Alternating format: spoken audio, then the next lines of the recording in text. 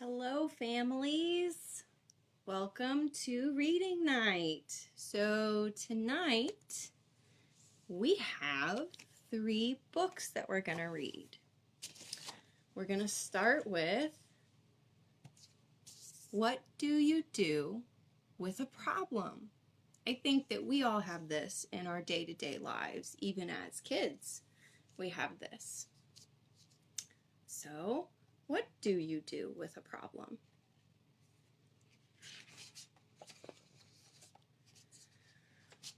I don't know how it happened, but one day I had a problem. I didn't want it. I didn't ask for it. I really didn't like having a problem, but it was there. That's how it starts with all of us.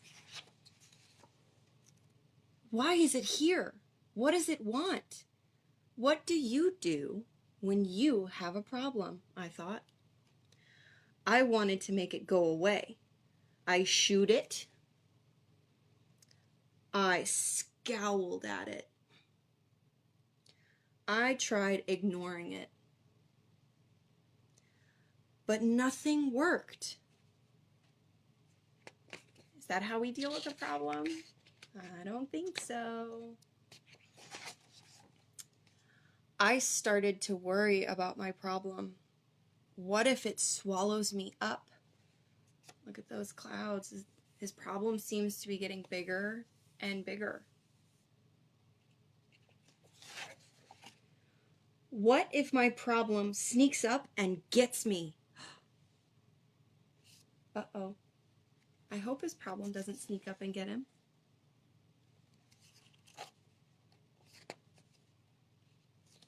Oh, page won't turn. There we go. What if it takes away all of my things? Look at all of his things.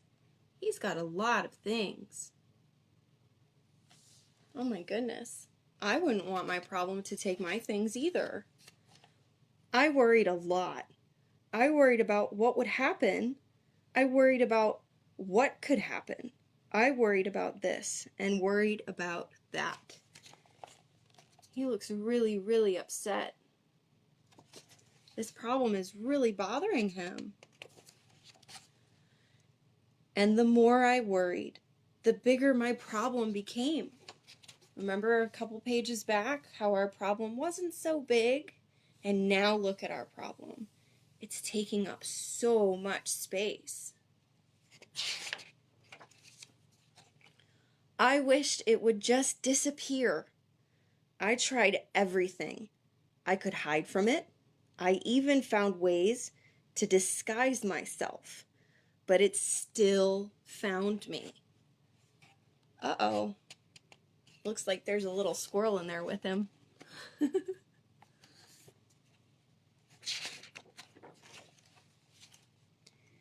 And the more I avoided my problem, the more I saw it everywhere. I thought about it all the time. I didn't feel good about it. Oh no. I couldn't take it anymore. This has to stop, I declared. Maybe I was making my problem bigger and scarier than it actually was. After all, my problem hadn't really swallowed me up or attacked me. It looks like he's brainstorming. He's thinking. What do you think he's thinking about? I realized that I had to face it. Ooh. It looks like he built something to face his problem.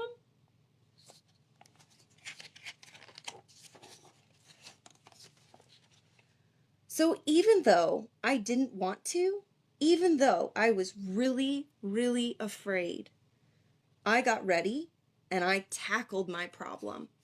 Oh, look at him. He got it. And that big problem that we saw doesn't seem so big anymore. When I got face to face with it, I discovered something. My problem wasn't what I thought it was. I discovered it had something beautiful inside. I wonder what that was.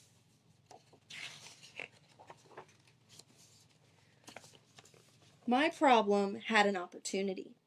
It was an opportunity for me to learn and to grow, to be brave, to do something. Look at him. It looks like he's becoming stronger from tackling his problem. It showed me that it was important to look closely because some opportunities only come once. Look at that. He tackled his problem. Do you see all the colors from tackling his problem? Look at that. Good job, buddy. So now, I see problems differently. I'm not afraid of them anymore because I know their secret.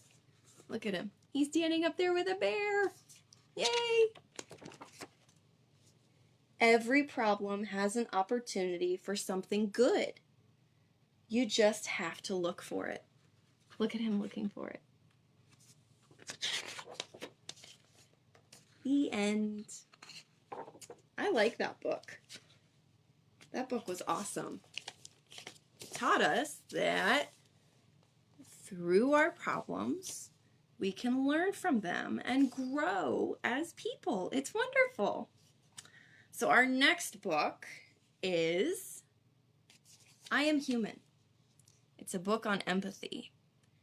And I know that I hear a lot about empathy throughout my day, and I try to lead with empathy and understanding.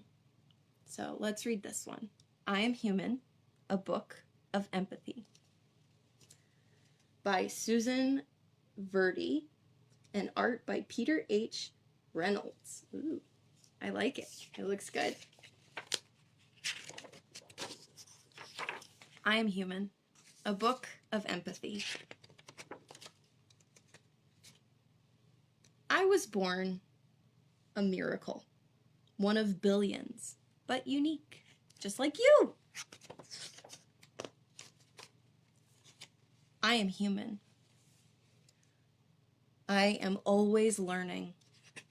He's got a butterfly. He's learning about nature. I'm finding my way and choosing my path on this incredible journey. I have big dreams. I see possibilities. See him on his journey?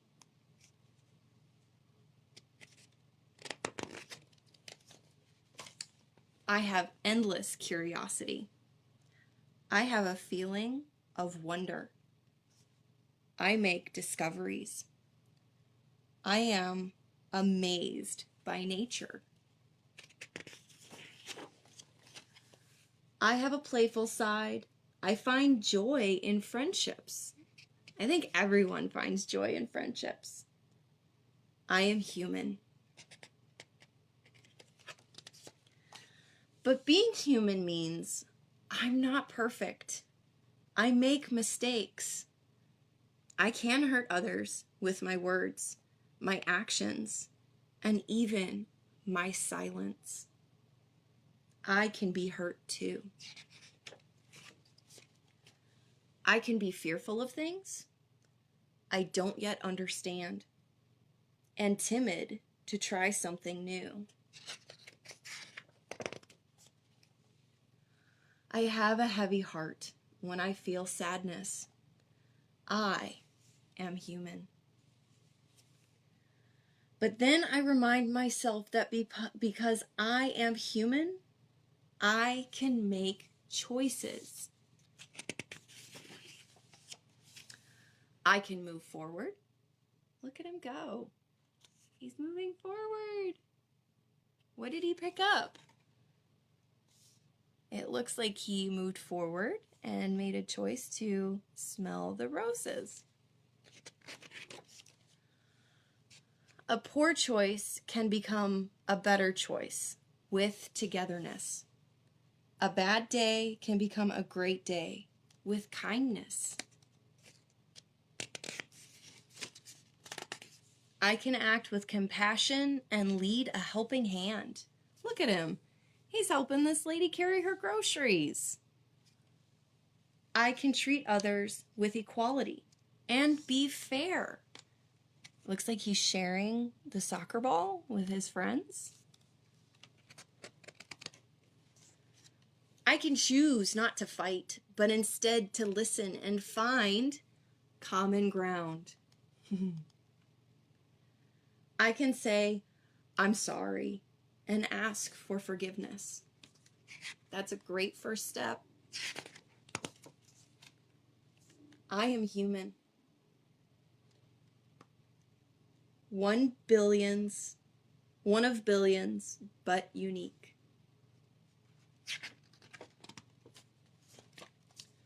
I am not alone. I am connected to my friends, to my family, to the world. We are all humans together. And I will keep trying to be the best version of me. I am full of hope. I am human. The end. Oh, I really like that one too. That one's a good one. Talks about a lot of feelings and a lot of emotions, and that one's a really, really good one. I think I'll keep that around. What time is it? Ooh, what time is it? We may have time for a couple more. Oh, we do. Oh my goodness. So we will read one more. I have a stack of books over here. How about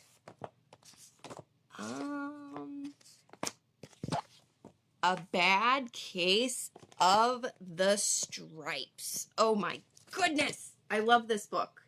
I love this book because it talks about so many things. One thing that it talks about is don't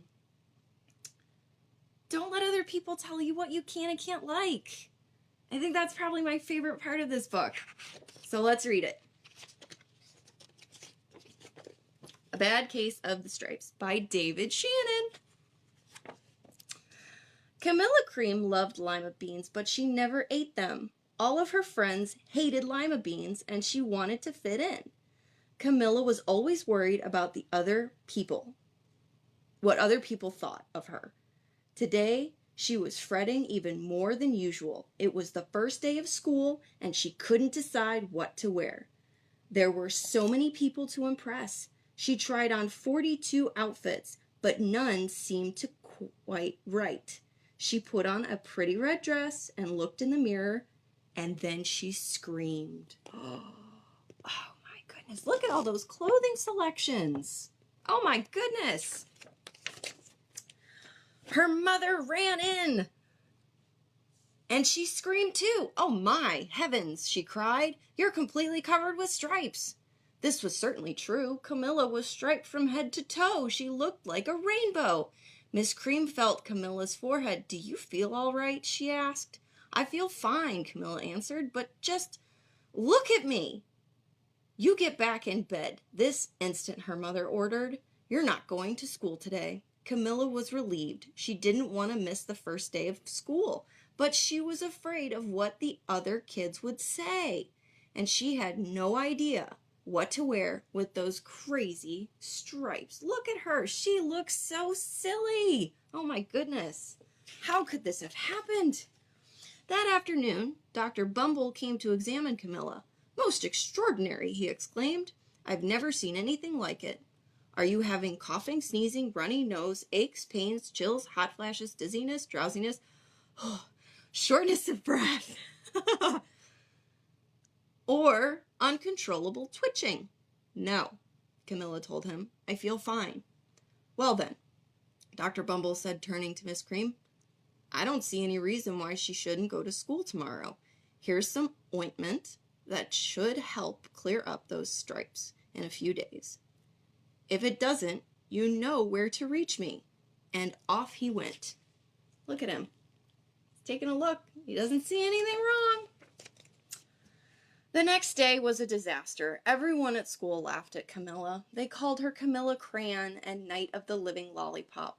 She tried her best to act as if everything was normal, but when the class said the Pledge of Allegiance, her stripes turned red, white, and blue, and she broke out in stars and stripes. Oh my goodness, that's gotta be hard. The other kids thought this was great. One yelled out, "Let's see some purple polka dots." Sure enough, Camilla turned all purple polka dotty. Someone else shouted, "Checkered board," and a pattern of squares covered her skin. Soon everyone was calling out different shapes and colors, and poor Camilla was changing faster than you can change channels on a TV. Poor kid. That night, Mr. Harms, the school principal, called. "I'm sorry, Miss Cream," he said. "I'm going to have to ask you to keep Camilla home from school. She's just too much of a distraction, and I've been getting calls from the other parents. They're afraid those stripes may be contagious." Camilla was so embarrassed she couldn't believe that 2 days ago everyone liked her. Now nobody wanted to be in the same room with her. Her father tried to make her feel better. "Is there anything I can get you, sweetheart?" he asked. "No, thank you," sighed Camilla. What she really wanted was a nice plate of lima beans, but she had been laughed at enough for one day. Oh my goodness. Poor babes. Well, yes, I see. Dr. Bumble mumbled when Mr. Cream phoned the next day. "I think I'd better be getting in the specialists. We'll be right over." About an hour later, Dr. Bumble arrived with 4 people in long white coats. He introduced them to the Creams. "This is Dr. Group, Dr. Sponge, Dr. Cricket, and Dr. Young." Then the specialists went to work on Camilla. They squeezed and jabbed, tapped, and tested. It was very uncomfortable. "Well, it's not the mumps," concluded Dr. Group. "Or the measles," said Dr. Sponge. "Definitely not chicken pox," put in Dr. Cricket. "Or sunburn," said Dr. Young. "Try these," said the specialist. They each handed her a bottle filled with different colored pills. "Take one of each before bed," said Dr. Group. Then they filed out the front door, followed by Dr. Bumble. Oh, can you imagine being poked by a doctor? Oof. That night, Camilla took her medicine. It was awful. When she woke up the next morning, she did feel different. But when she got dressed, her clothes didn't fit right. She looked in the mirror, and there, staring back at her, was a giant multicolored pill with her face on it. Oh my goodness, no! Dr. Bumble rushed over as soon as Miss Cream called.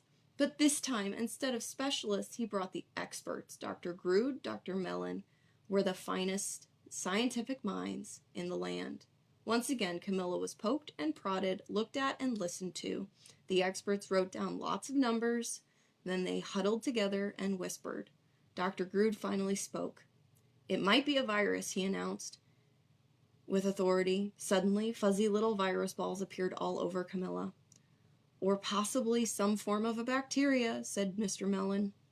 Out popped squiggly little bacteria tails. "Or it could be a fungus," which is like a mushroom, added Dr. Grood instantly. Camilla was covered with different colored fungus blotches. The experts looked at Camilla, then at each other. "We need to go over these numbers again back at the lab," Dr. Grood explained. "We'll call you when we know something." But the experts didn't call, and they didn't have a clue. By now, the TV news had found out about Camilla. Reporters from every channel were outside her house telling the story of the bizarre case of the incredible changing kid. Soon, a huge crowd was camped out on the front lawn. Look at all those people! That's way too many people. Oh my goodness. The Creams were swamped with all kinds of remedies, with psychologists, allergists, herbalists, nutritionists, psychics, an old medicine man, a guru, and even a veterinarian. Veterinarians are for animals. Oh, I don't know how they're going to help Camilla. Each so-called cure only added to poor Camilla's strange appearance until it was hard to even recognize her. She sprouted roots and berries and crystals and feathers and long furry tail, but nothing worked. Look at that silly face. One day, a woman who called herself an environmental therapist claimed she could cure Camilla. Close your eyes, she said. Breathe deeply and become one with your room. I wish you hadn't said that, Camilla groaned. Slowly, she started to melt into the walls of her room. Her bed became her mouth, her nose was a dresser, and 2 paintings were her eyes. The therapist screamed and ran from the house. What are we going to do? Cried Miss Cream. It just keeps getting worse and worse, she began to sob. Oh, she's got a butterfly on her hat. At that moment, Mr. Cream heard a quiet little knock at the front door. He opened it, and there stood an old woman who was just as plump and sweet as a strawberry. Excuse me, she said brightly, but I think I can help. I sure hope so. Poor Camilla.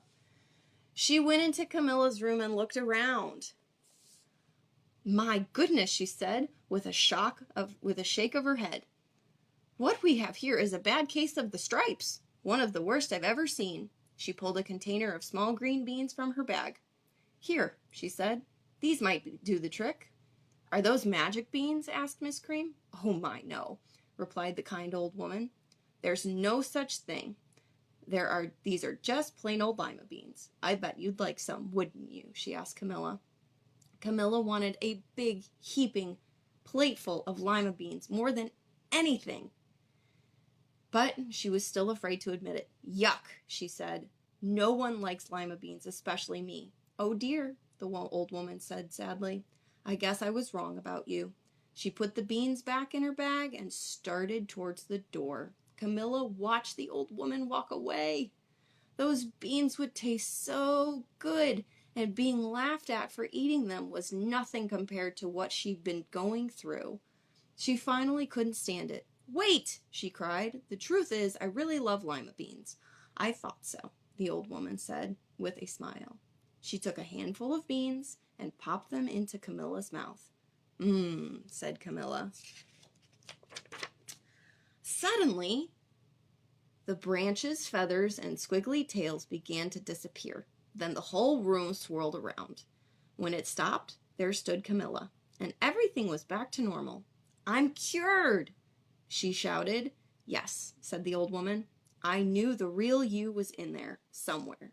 She patted Camilla on the head, then she went outside and vanished into the crowd.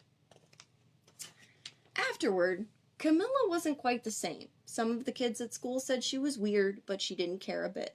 She ate all the lima beans she wanted, and she never had even a touch of the stripes again. Except on her bow, of course. All right, we're getting really close to 8 o'clock.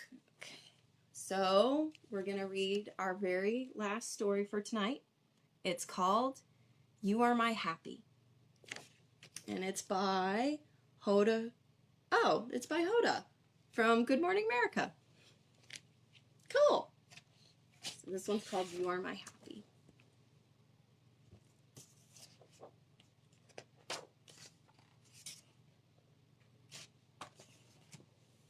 The night is near. Today is done. It's time for bed, my fuzzy one.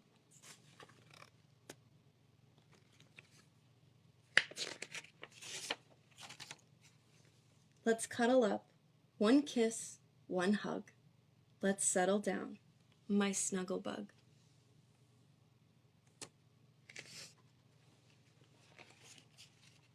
What made us happy all day, though? Let's count those things, just me and you.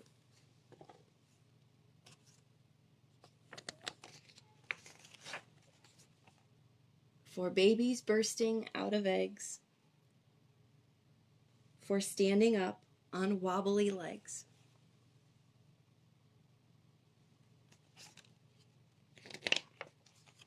for growing tall, for lucky breaks, and even learning from mistakes.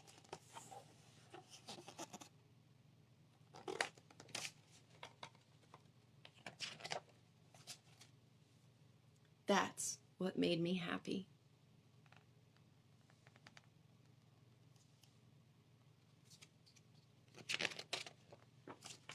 For special friends who made me giggle and silly songs that made me wiggle. For space to play, for shade to rest, for secret spots, we love the best.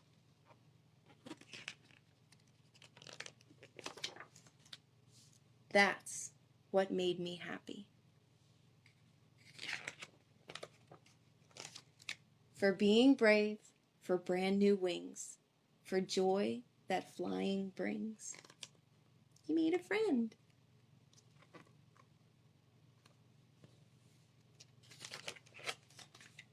For splashes together in the lake, for cozy nests our mamas make.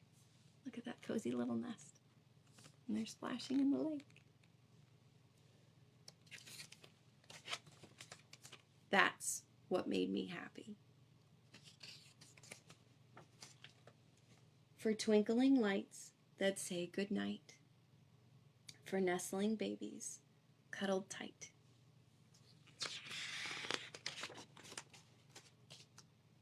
Every night and all day through, for one I'm thankful for is you.